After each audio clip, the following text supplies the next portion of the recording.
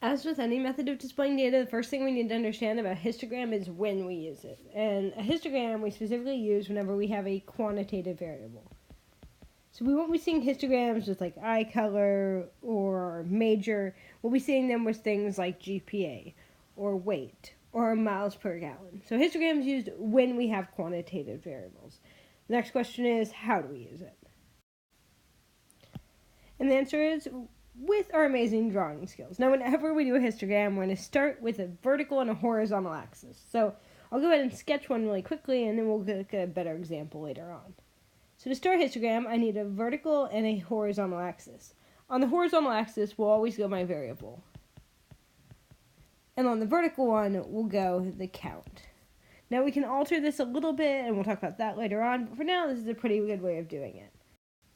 And in order to use a histogram, we need to first make our data prepared for it. We do that by taking our data and binning it, or splitting it into intervals.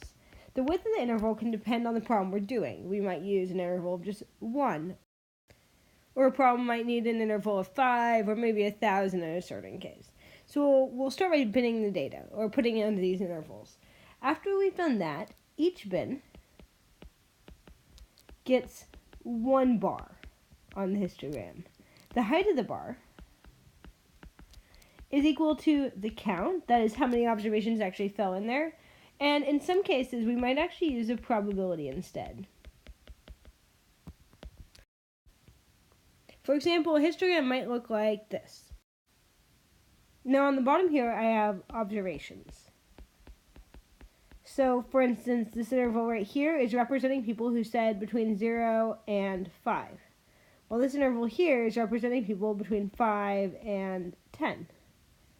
Over here I have the count, so I can tell, for instance, this bar between 5 and 10 is 1, 2, 3, 4, about 5 high. This tells me there were 5 people between 5 and 10.